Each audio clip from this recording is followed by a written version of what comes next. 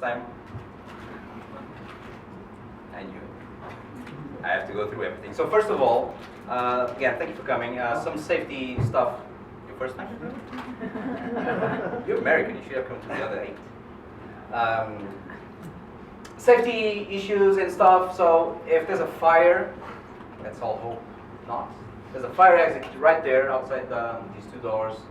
Bathrooms, if you need to use them, there's one downstairs, there's one at the end of the agency. You need cards, so please come and harass me a bit more for those. And look, the international creators were on our 9th meetup. Everybody's pretty proud of this. The working team, me, Joel, Sylvia, and Renato, and Vicky, and Drew, that she's not with us anymore. No, she didn't. She didn't leave. So for those who don't know how this started, Joel one day came to me and he told me that he had this idea of bringing people together from different backgrounds and different nationalities, different expertise, different walks of life to celebrate the richness and the multicultural sea that we all live in and we all work for. Because we do believe that we're an added value to the industry and our contribute to the British culture and to the global culture, because we do work for global clients, most of us. It's undeniable, and it's that mingling and that meeting of minds that really enrich the whole creative output. And even though we're mostly ad people, the idea is for us to have people, again, from all walks of life, whether you're a dancer or a writer or a musician or anything. This is not just for the ad people. On another note, this is something that I always I try to really make a point out of this is not a group of us versus them. It's not international versus British. And you might ask why we never have British people in our meetups, because there's some other reasons. I don't like Chris. He doesn't like me. Now, we still need to build up our grip. We still need to expand our ranks and have more people in our group to then to have a stronger voice when we then go to the market and say, look, we are actually like 1,000 people, 2,000 people, and we think that we have a voice. So that's the only reason, mostly, why we're not yet inviting English people to the group. But that doesn't matter. It's a very pesky thing. So that's what we represent. That's what we defend. We always have these monthly meetups. We're planning for some big stuff for next year. Some different stuff, bigger stuff with some industry leads. When we've been doing that already with Smigielski, with Robb, and some others in the past few months. But the dream is to go bigger, even bigger. Sorry. It's all good. I was an easy choice, I guess. You're playing home. And we do continue to have these meetups. And the whole purpose for the group is for us to share knowledge, share experiences, share portfolios, ask stuff, share contacts, anything that you might want to use the group for. This is not just me and Joel and the other guys running the show. This is the group for all of you. So, so that's the International Creatives London. Today we have Robb Smigielski, apparently. We had a pitch and his name went with Robb Smigielski. Some intern in the New York office just heard my name butchered on some phone call or something and just typed it out literally as Smigielski. The worst butchering of my name I've ever experienced. It's Smigielski, but no, Smigielski. Smigielski. Robb is the ECD of the VML London office. He hired me, God knows why. And we've been doing a lot of great stuff here, and we've been trying. VML London has a strong digital background. And to be fair, this is the first time that one of our meetups is actually broadening some of the horizons. We're not just going to talk about diversity, as I just did, and multiculturalness, richness, and all that. We're actually going into an industry insights and moving forward what we expect from digital, not just from VML, but from the ad world. So please give it up to Robb. I'm Rob. I am an American. I'll lead off with a big apology for what might happen in the next 3 weeks in my country. It does not represent anything about myself, and I'm hoping and praying, just like most of you in the room, that things turn out as best as possible. Right, so yeah, this is the first time I've given this talk. It's kind of been an idea that's been germinating in my head for a little bit. There's a lot of threads that like people on my team will probably recognize of things we discussed in the office. I will show some of our work, but this is not a portfolio show by any means. I'm not really here to kind of talk about this, but we will kind of talk about the things that we're doing, things that we're talking about and thinking. And yeah, I mentioned the topic to Fred, and then he goes, "Oh, it kind of needs to be about like international diversity," and I was like, you didn't give me enough notice to craft a speech about that so quickly. So we did kind of agree that we're going to kind of blow it out and talk about just kind of more of an industry thing. But I do think there's a thread, a thin one, which is ultimately what we're going to talk about is kind of digital and channels and creativity and all that. But it's ultimately about diversity and kind of like the anti-homogeneity, like not breaking out of our boxes and thinking differently about what we're doing. Hopefully there's, I don't expect everything in here to be new to everyone, but hopefully there's a couple of kind of connections and things that sound interesting. And ultimately it's about that idea of thinking differently, which I think does represent this international creatives idea. It does represent the strength of London in particular that I found since I've been here, which I really enjoy. So we'll get into it. And I am slightly unrehearsed. This, like I said, this is the first time I've kind of run through this idea. But one of the things is like for a long time, ever since like advertising, the practice of advertising has happened. It's kind of been channel obsessed ever since it kind of entered the modern era, right? And it was doing print advertising and then TV and all that stuff. It's been kind of this idea of channels and how channels affect our creativity is something that I think we're obsessed over, and in particularly I'm obsessed over as well. In the British obsession with kind of classifying things and making sure people are in their right compartments, we've even classified creativity into these two things as it relates to this thing called the line.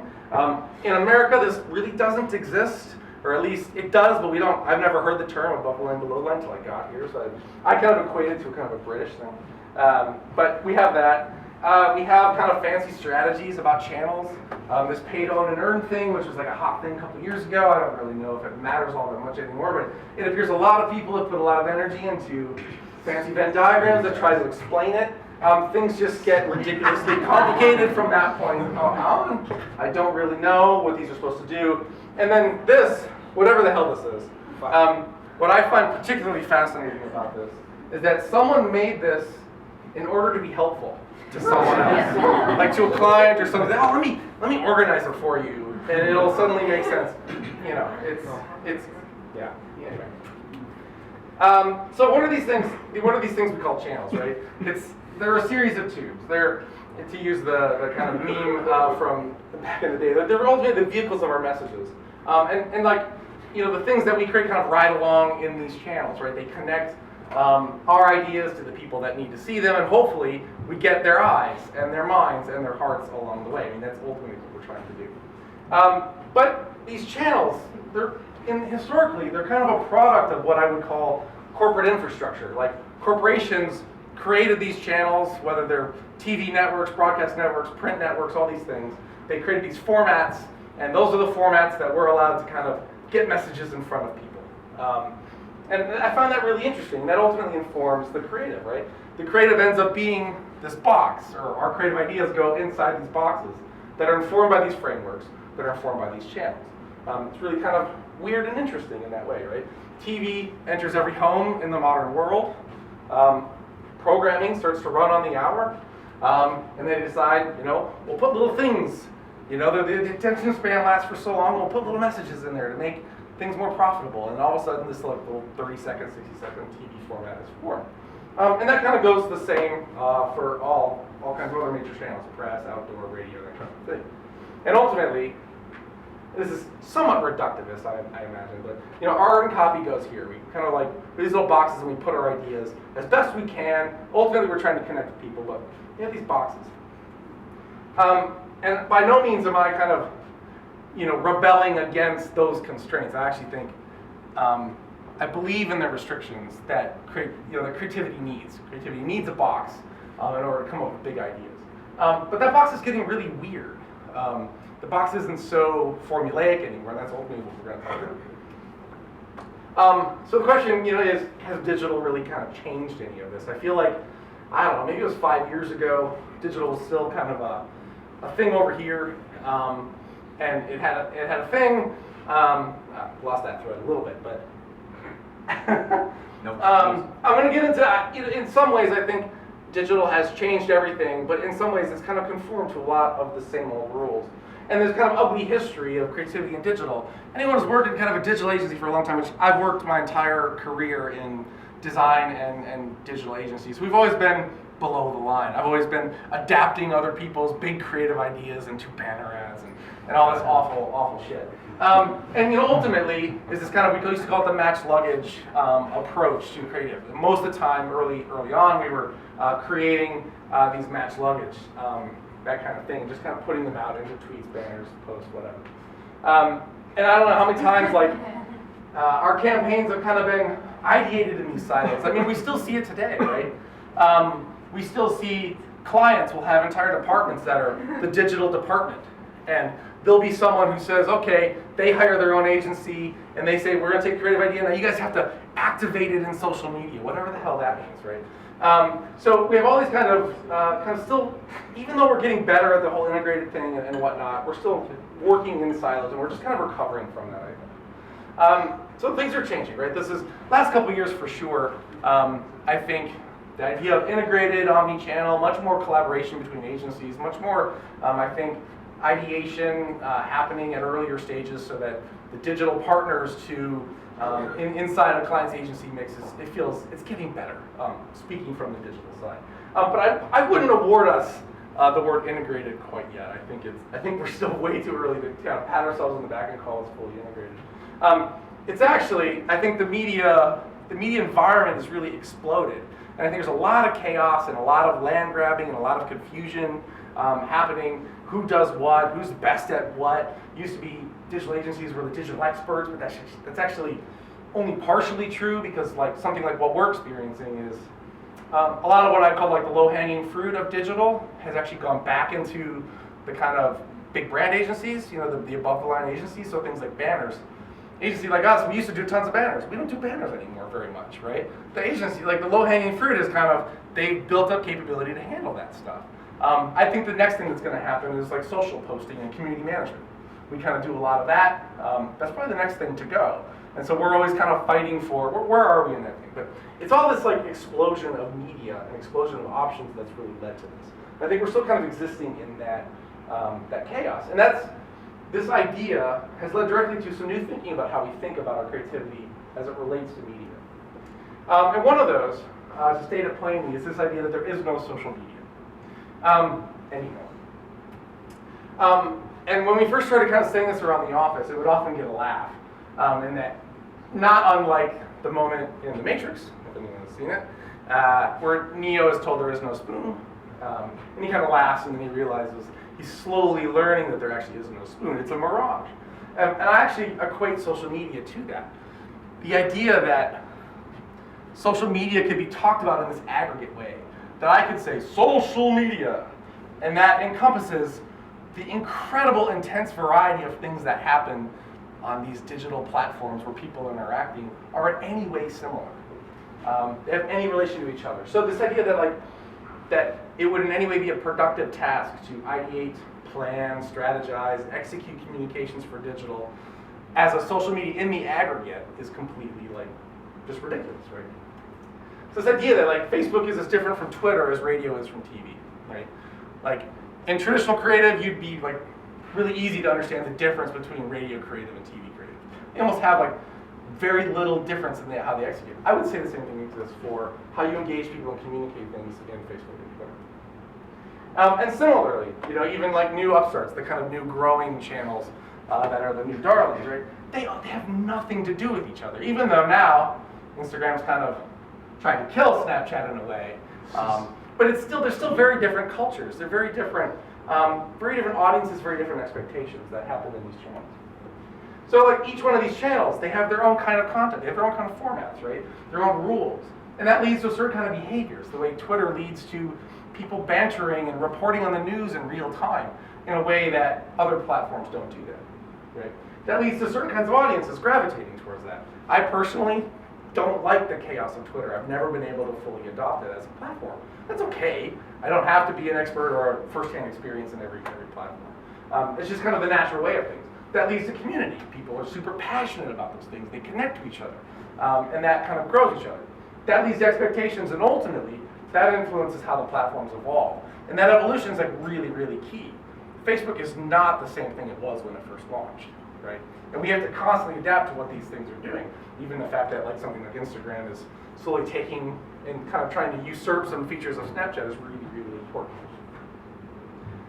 So we've been focusing on, when we ideate and we plan the unique like individual characteristics of the channels as a fuel for our ideas. That we kind of like really push aside any idea that like we're going to create an idea that's perfect for social media. Like that is like the minute anyone says that, or the minute a brief comes in from a client, we try to clarify that immediately. We try to say, well, let's find the right channel for you. Where's your audience? What community is best suited to kind of get your message and get your brand? And we start to ideate with those channels. It's no longer, I think it's almost the opposite of integrated in a way, in the sense that yes, we want things to be multi-channel, but they don't have to be every channel. And they increasingly can't be every channel. So you know, like Twitter, it's all about kind of real time news, events, live events. Like it's really brilliant for kind of spreading that information. And I think the contraction of Twitter from a daily active user's perspective is a reflection of that. It's a reflection of it somewhat honing its expertise in kind of being the real time, at least the real time news and events and kind of interaction platform. I think friend-to-friend connections, the connections there are still, I think, are the most important connections from a digital perspective. I think that reflects the kind of content that's there. It's also kind of become a newsreader. It's kind of like RSS feeds went away and Facebook took over. I find that really interesting. It's mostly what I use it for. I think it's mostly what it's becoming. It'll be interesting to see how it goes in that direction. Instagram has this weird kind of sublime art direction to it that I don't know if it'll last. I don't know if it can continue to be this kind of like almost this artifice to life thing that Instagram seems to kind of really, really encourage. I think it's really interesting. Whether it's long lasting will be interesting to see. And then the kind of chaos of Snapchat. It's always kind of changing, but it's like the Wild West. It's literally like Miguel, who's been to the group before, is like a fairly prolific Instagrammer. And one time I found that like he was on Snapchat posting like all his like really weird funny stuff. And I didn't know there was that side to Miguel. I was like, Miguel's always so buttoned up and so prim and proper because like, and his Instagram reflected that. But then he has this Snapchat that's like the kind of zany thing, and it was really interesting. He's like, yeah, that's what the platforms are for. I use them in wildly different ways. There's a huge brand lesson in there. So, and ultimately, users are constantly redefining and defining how these evolve, and we must always kind of be adapting to that. And ultimately, this leads to the idea, like, a social media strategy is as ridiculous as anything, right? So, like, we do things like, again, identify specific channels and come up with strategies that align to those specific channels. So then, what does that lead us? That leads us to this idea of kind of channel-native creativity. Creativity that comes out of and is born from what's special about the channel. And what's special about the people's passion in the channel. I think it's really, really interesting. So I'm just going to run through a couple of things. Some of these are VML, some of these are not. I think they're cool. It's not by no means comprehensive. Snap King, I thought, is just one of the most impressive things I've seen in a long time. It was a coupon activation. I mean, it was like a sales activation. It was a free burger promotion. But the fact that it just brilliantly used the platform, used the drawing art interface of Snapchat. It called out the competitors, the other burger competitors. It drew attention to Burger King. Completely organic. I thought it was really, really brilliant.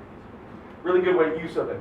Geico's recent use of pre-roll. It's kind of like, it's the standard bearer for us in the office anytime we're trying to advise a client on, again, how to edit your TVC for pre-roll. It's like, well, you shouldn't edit your TVC for pre-roll. You should come up with something specific that like takes advantage of that fact that you have 5 seconds to do something really interesting and get their attention. Geico's kind of nailing that. And they're not doing a part of some big integrated campaign, they're just doing that one thing really well. Recently, VML out of North America did something called the Gatorade Dunk, Snapchat Dunk, Super Bowl Dunk, that kind of thing, where we simulated, there's this ritual in American sports to dump this big barrel of Gatorade on the winning coach at the end of any game, any football game.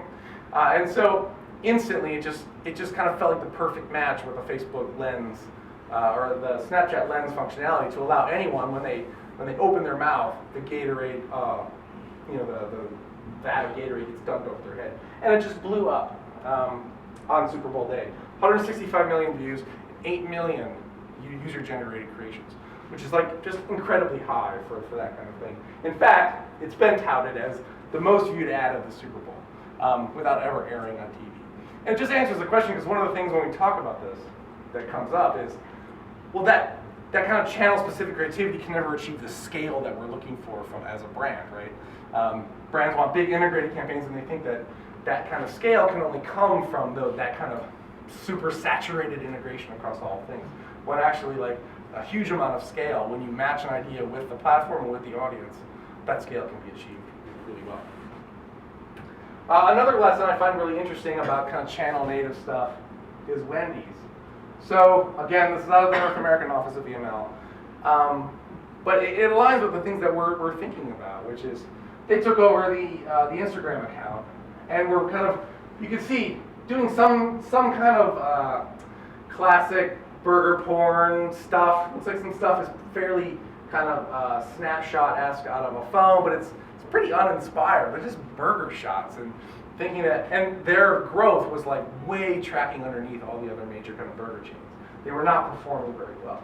So they kind of reassessed and decided like what was right for the channel.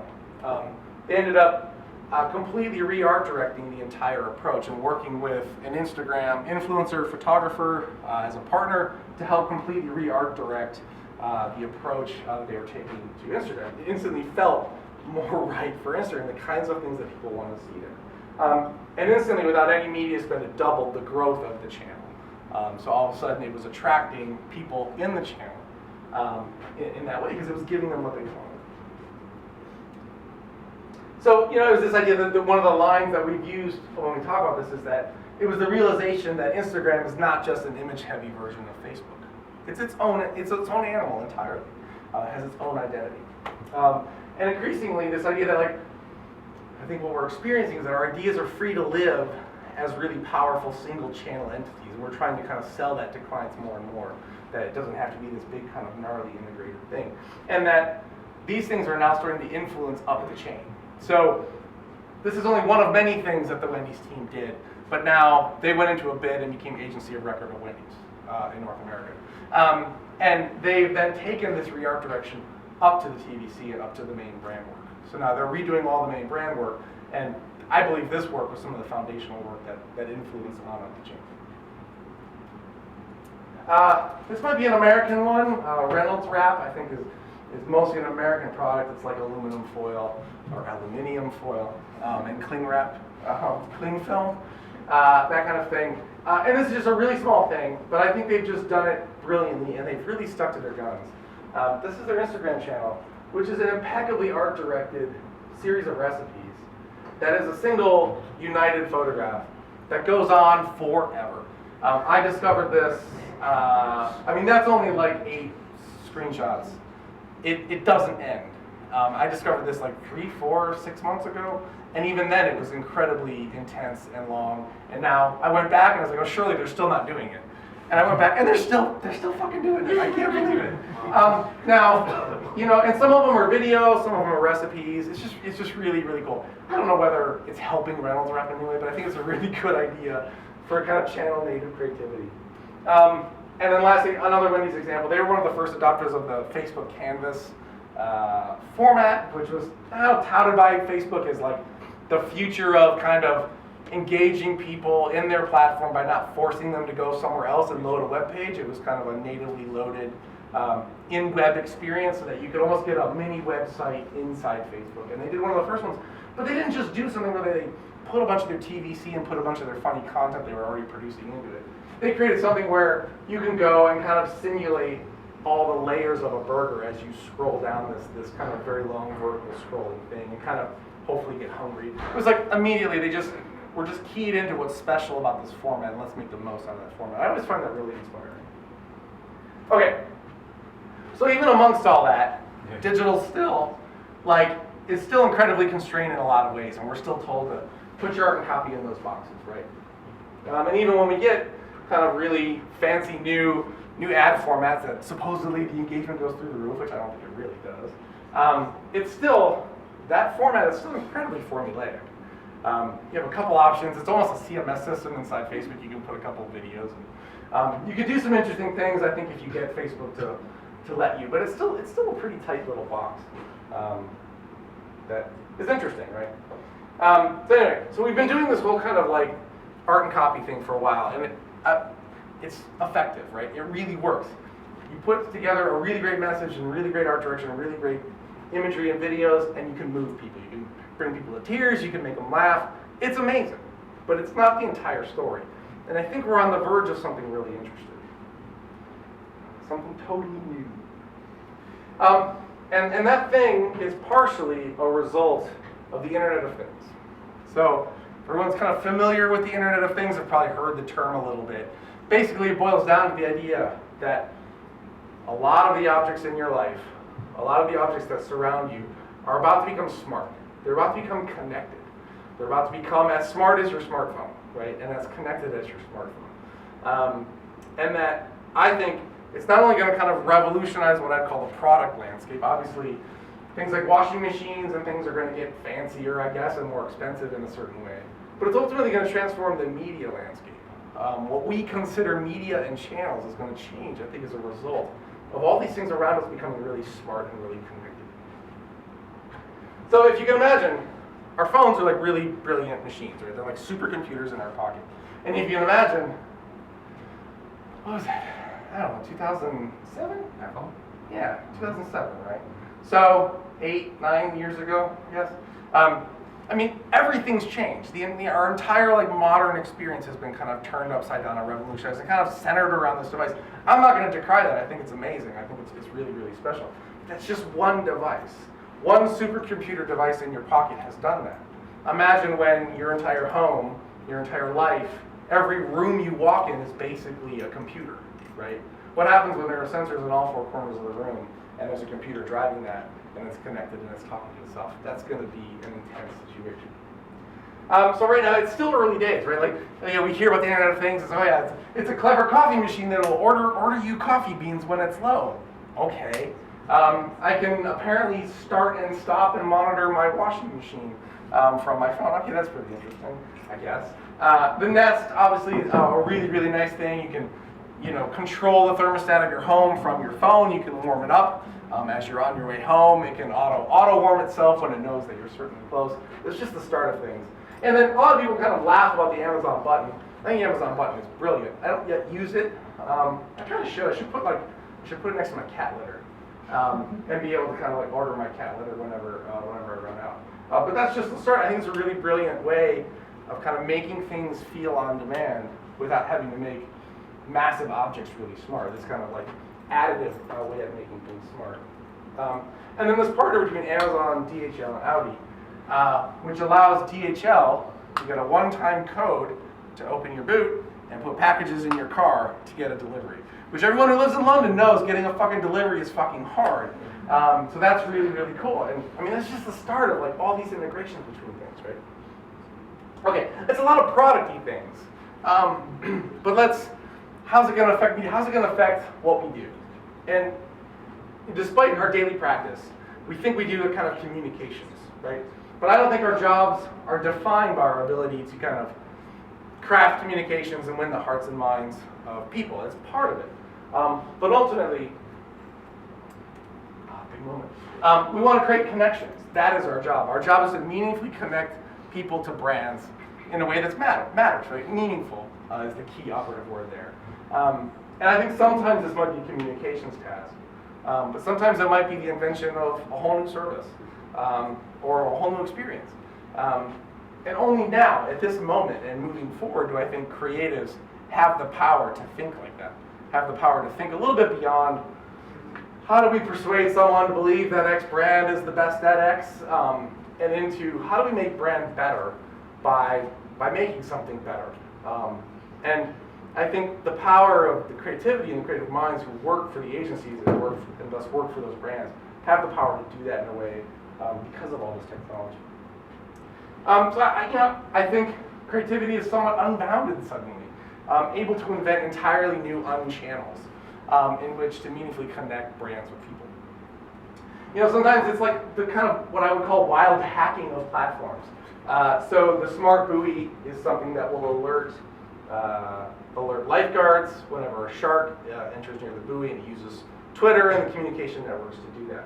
Right? Or the Berlin Wall of Sound was kind of a really clever, it won the radio Cannes Lion 2 years ago, but it was really just a hack of a platform. And I always find those kind of hacks really, really interesting. Sometimes it might be about developing new products out of whole cloth. Things like the Sunburn doll and the kind of Surf GPS watch might be doing those things. Sometimes it's just about connecting emerging products with brands. Something like the Life Paint project, right? Created an invent Life Paint, but it connected that meaningfully. And I think that's kind of impressive amount of insight that goes into that.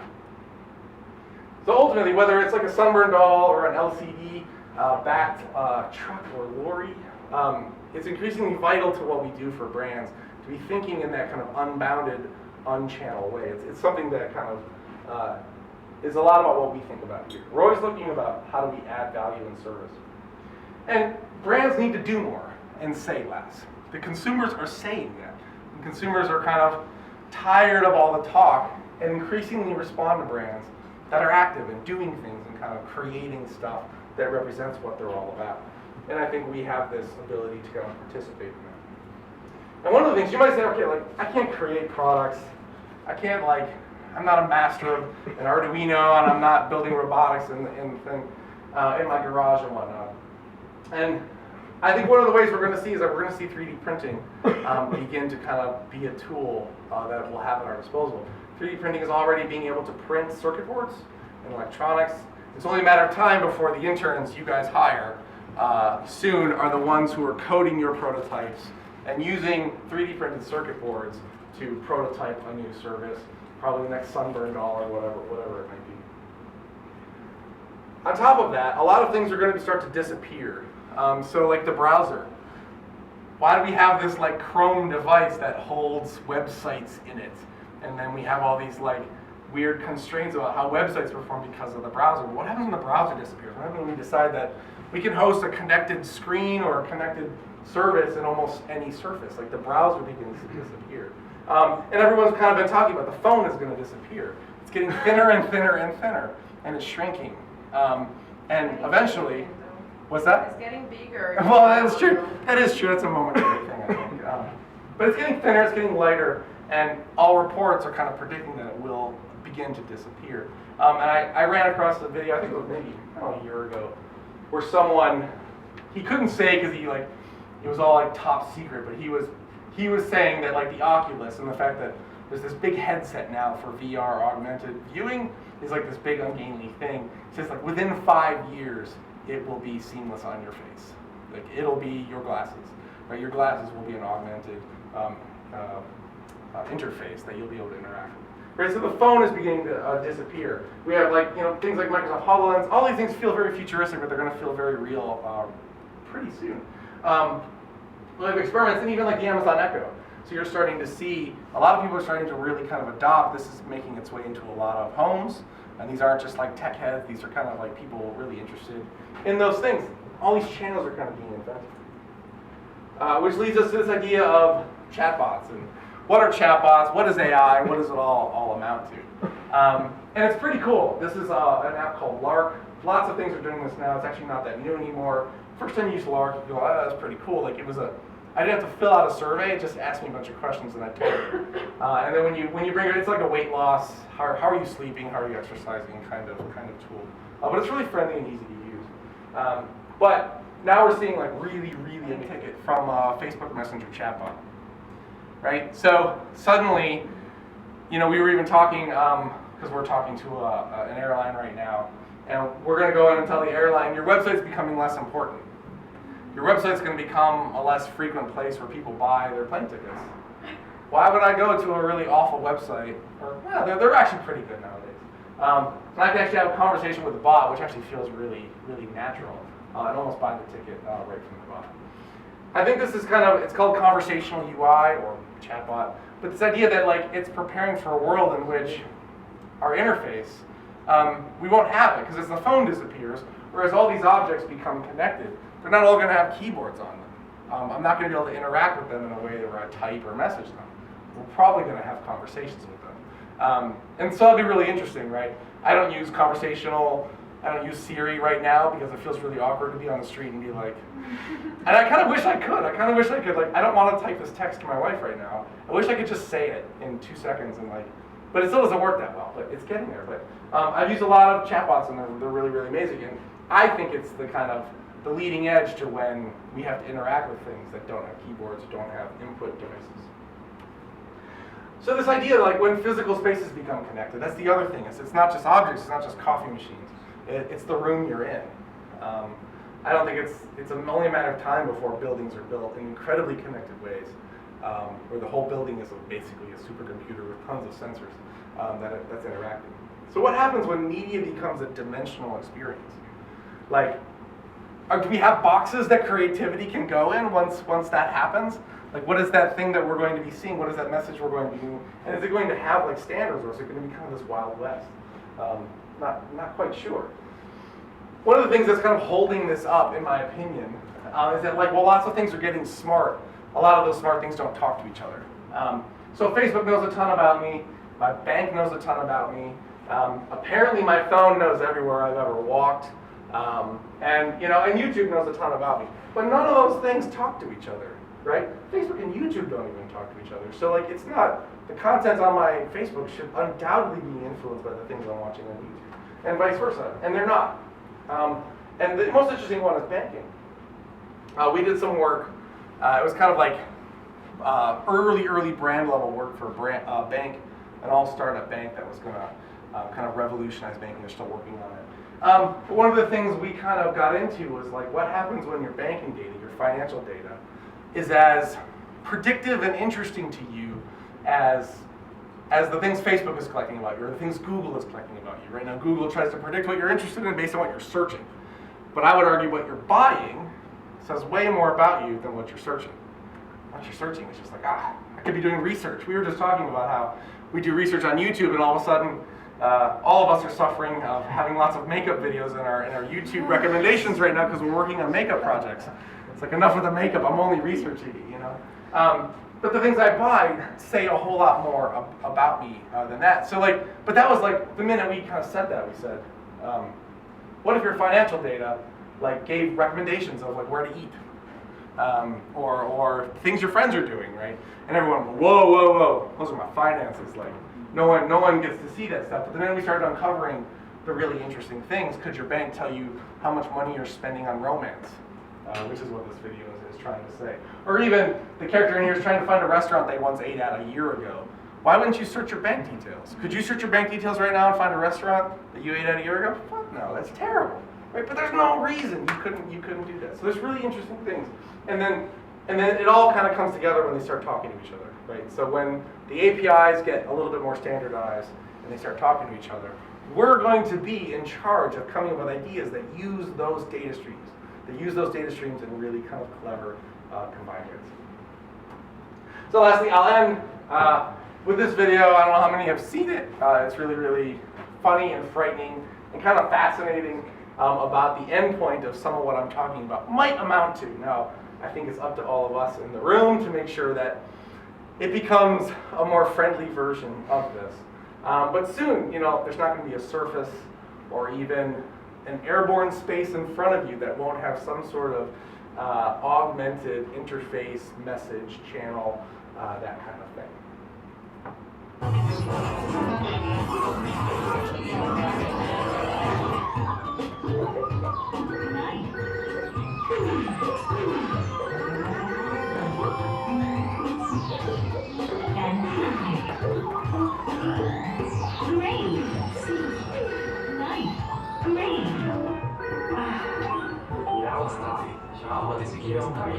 Voy lo más rápido que puedo.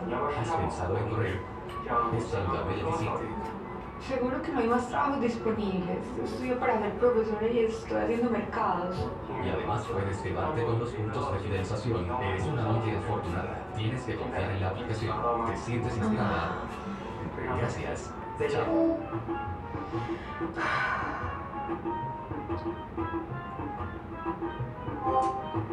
¿Quién soy yo?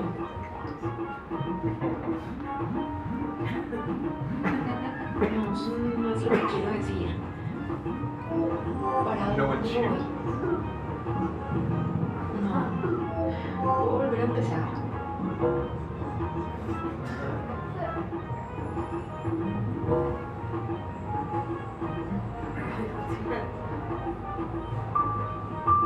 Olvídalo. Estoy presente ahora. Me amo. Estoy libre de mi ira. Estoy libre de mi tristeza.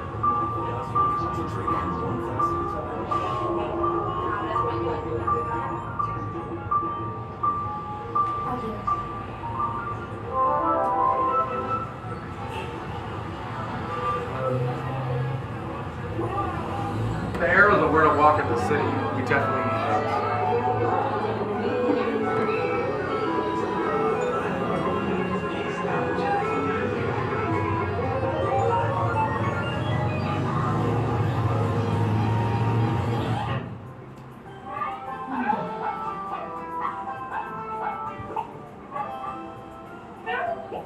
Bueno. Hola otra vez.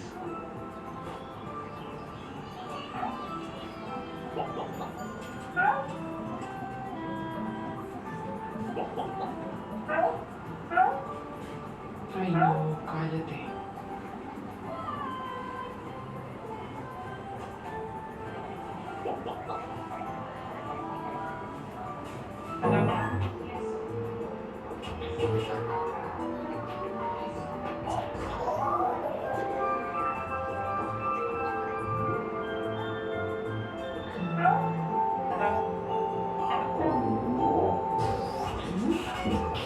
¿Qué está pasando?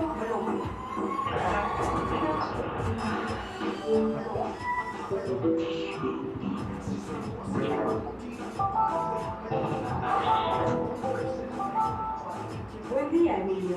¿Qué puedo hacer por usted? ¿Qué está pasando? Mis puntos están bien. No se preocupe, sus puntos están seguros conmigo.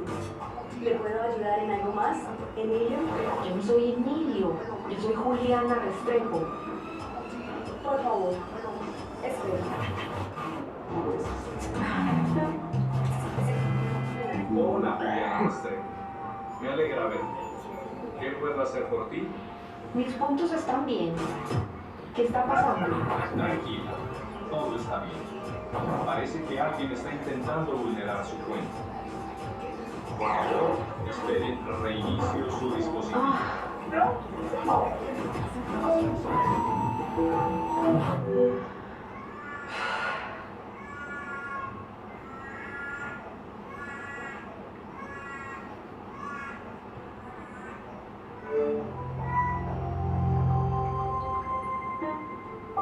Hola, Juliana. Me alegra verte. Hoy te ves hermosa. ¿Estás estrenando zapatos? Ya lo arreglaron. Tengo que seguir trabajando. Verificar tu información biométrica. Por favor, sigue la línea azul hasta el centro de servicio más cercano para confirmar tu identidad. Sí, pero mis puntos están bien. Todo está bien. Chao.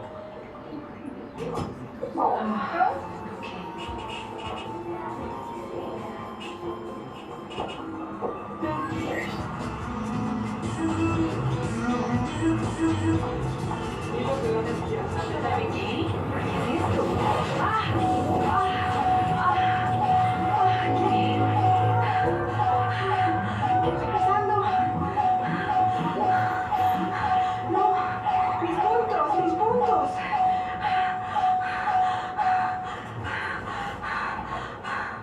¿Qué hago? ¿Qué hago? ¿Qué es eso?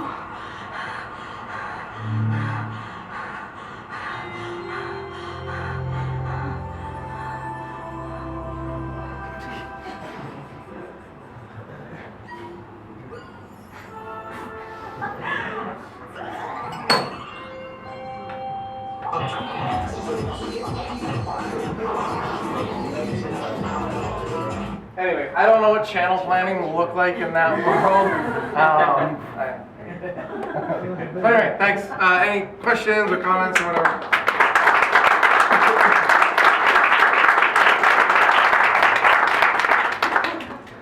Do you think it's a bit too much?